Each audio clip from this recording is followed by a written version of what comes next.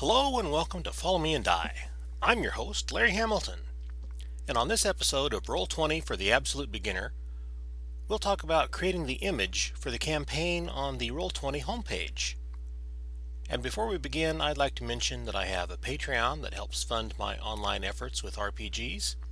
I also create YouTube videos. I publish role-playing supplements on DriveThruRPG, and I have a podcast and a blog. And you can get one of my cool t-shirts from my Teespring store. It has the logo by the amazing Satine Phoenix. And all the links will be in the show notes down below the video. And you can also help out the channel by using my Amazon affiliate link when you buy things on Amazon.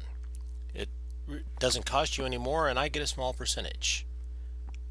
Thank you for watching, and now on to the main task at hand. So I have here the home page that you get to by clicking on Home on Roll20. And as you can see, I've got two images for two different Roll20 games that one looks to be the right size and the other is really tiny. Well, the one here that is titled Roll20 Absolute Beginner 5e has my original logo that I did for my Roll20 Absolute Beginner game that I use for recording all these videos. And you can see that I've made a bigger screen. Well, what gets a lot of people is Roll20 isn't real clear on what the size is.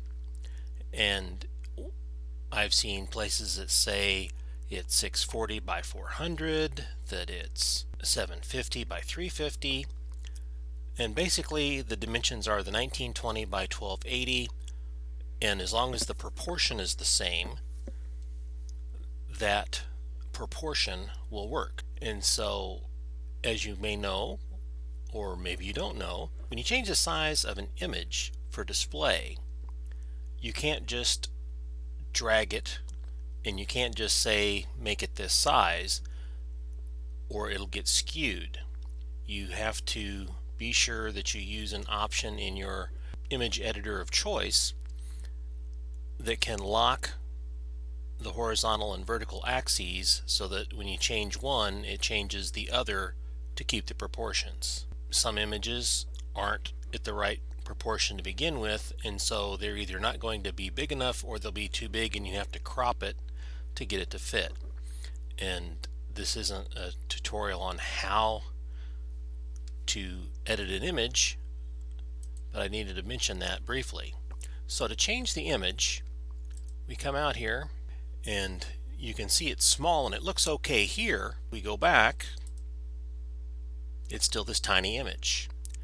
If we look at the one with the right size image, the text starts to fade at the bottom because it's the full size. So I could really move this text up higher so that it's not faded as much, but you get the idea.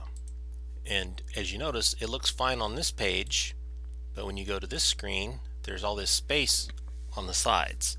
And okay, so on creating game image, I misspoke about a couple things. The main thing was the game background image. It's grayed out here because I have a free account. If you have a paid account, you can have a background image on the game detail page and on the looking for group listing, and there will be a image that it displays that you can hover over to get a preview.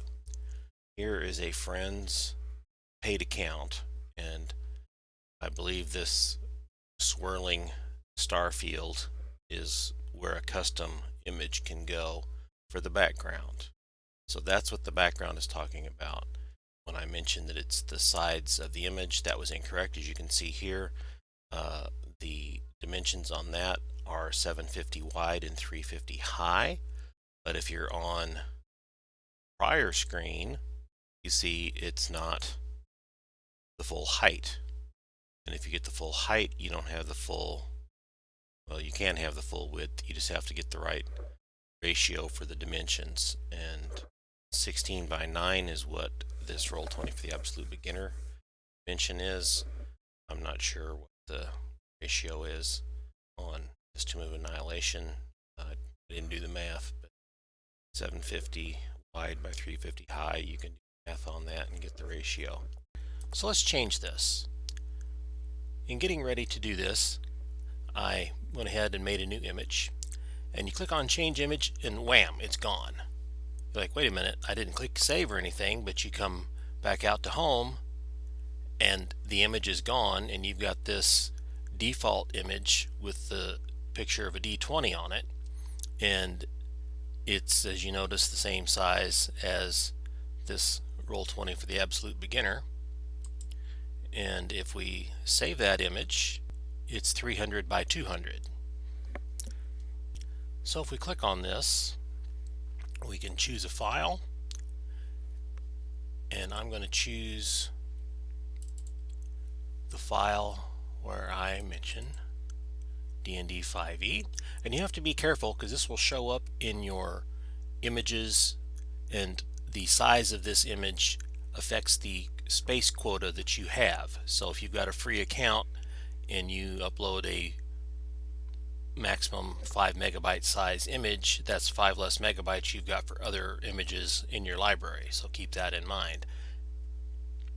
Now that we've saved it, we can come back to home and we see the new image. So that's how you get that image out there. Different software you can use. On Windows, there's a built-in Microsoft Paint. You can just make your background the dimensions you need it to be, and then copy and paste in another image or something to that effect.